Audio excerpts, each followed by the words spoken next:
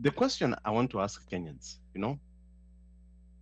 we are sending the best of us to parts of the world to keep the peace, but we come back with nothing. And that is not selfish, that is geopolitics, right? So what I think Ruto is doing, which, this is one of those rare moments where I somewhat agree with him, is that he's repositioning Kenya's foreign policy to benefit Kenya economically, because we are no longer a low income country dependent on aid. And now, as we see the world changing with the US aid being closed down, you might be talking about that this is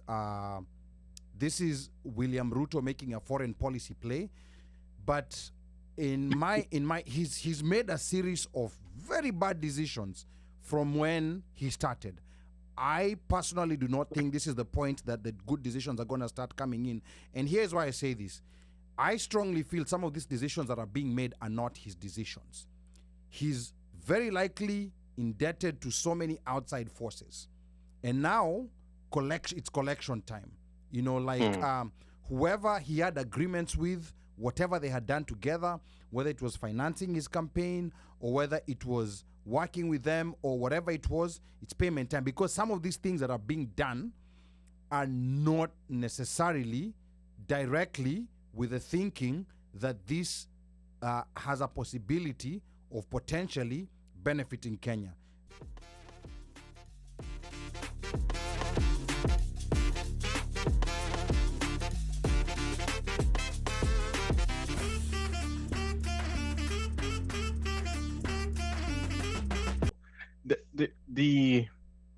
The point of view and what we are traditionally used to, I think this is generally a good thing. I think it is generally a good thing. But Kenyan foreign policy has been very passive, right?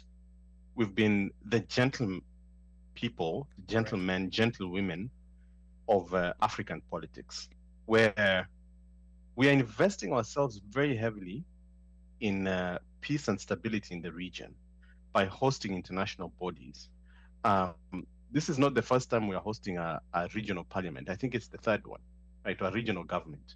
There was Somalia, there was also South Sudan, sometime in the past. You remember when Somalia started throwing chairs at each other I think it was in either Bomas or KICC. So we've been very heavily invested in the peace, right? We're the ones who won the peace for South Sudan. We've played a strong role in peace in the Horn of Africa. We've played a strong role in peace in Congo and in Rwanda and other places. But a good foreign policy, and this is the truth, is also focused on the economic benefits to your homeland, right? When the Germans are heavily invested in the peace in Rwanda and Congo, it's because they are focused on the minerals. That's their focus. They're not focused on, you hear the EU has signed these big deals. Now, the question I want to ask Kenyans, we are sending the best of us to parts of the world to keep the peace, but we come back with nothing. And that is not selfish, that is geopolitics, right? So what I think Ruto is doing, which this is one of those rare moments where I somewhat agree with him, is that he's repositioning Kenya's foreign policy to benefit Kenya economically, because we are no longer a low income country dependent on aid. And now, as we see the world changing with the US aid being closed down, right-wing governments around the world kind of becoming more assertive and internal facing, we have to also start benefiting from our engagements in the region.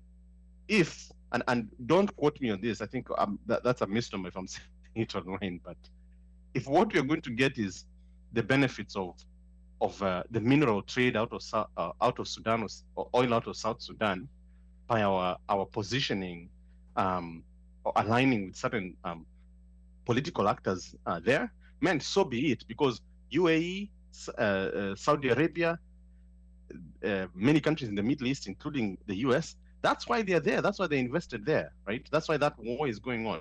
We've been heavily invested in the peace in Congo, but the mineral wealth is off to Europe and other foreign capitals. Why should that be okay? right? Now, So I think there's a case to be made that what I'm seeing generally is that Ruto's foreign policy is slightly different because he's not playing the piece.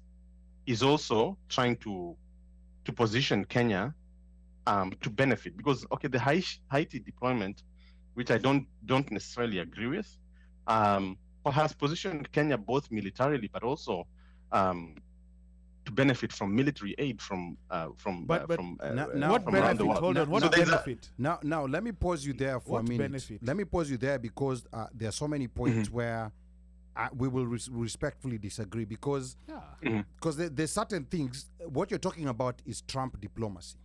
Now, Trump diplomacy is where, like what he's doing now in Ukraine, whether it's gonna work or not, is like, if you want me to help you, give me those oil fields or that. but why is that not okay? I mean, like, wait a everyone else- second. Wait a second. I'm gonna give you a chance. I'm gonna give you a chance. Yeah. Where I say it's not okay, when you're not a superpower like the United States or have some kind of power like either China or Russia. This is my theory here. You might be talking about that this is William Ruto making a foreign policy play, but he's made a series of very bad decisions from when he started. I personally do not think this is the point that the good decisions are going to start coming in. And here's why I say this. I strongly feel some of these decisions that are being made are not his decisions. He's very likely indebted to so many outside forces. And now it's collection time.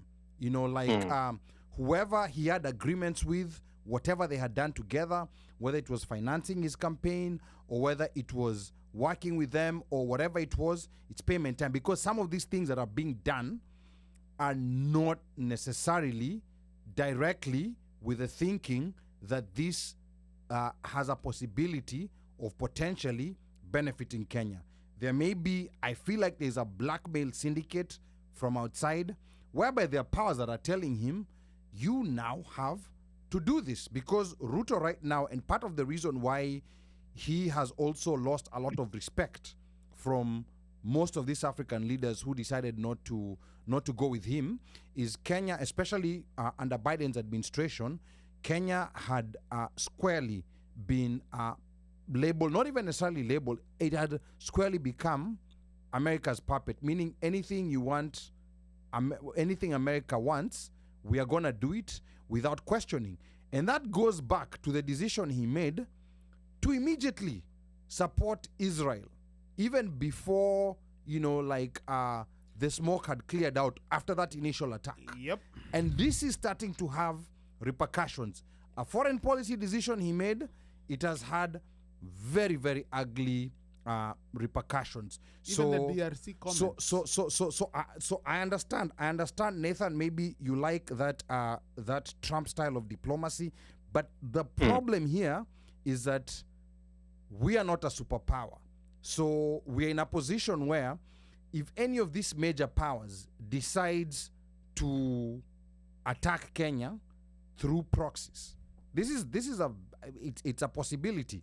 All these countries that were peaceful, we never thought anything could happen. Proxies have come in and they've been able to start conflict. So I think this is a point where, because right now we don't know, maybe later on in hindsight, we might see the benefit or we might see the consequences that might come out of it. But based on the decision-making history of the president we have, he has a very long list of bad decisions. Mike, let me come to you, and then we're going to go back to Dr. Angusi. So, I mean, here's the thing. It's again, from the little that we know, it's been blunder after blunder. We've had this conversation even before the show started. Picking the brains of a friend of mine was here, and just talking about it. And you have very many scholastic people talking about it, addressing this matter and saying that the way this matter was handled is not good.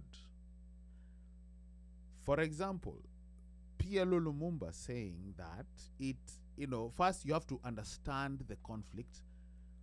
But what he was questioning was, why would you call the French president pertaining to a matter that is African? And then those same African countries, Yes. they're trying to divorce from the French. The West African countries themselves, who are French colonies, They're trying to divorce.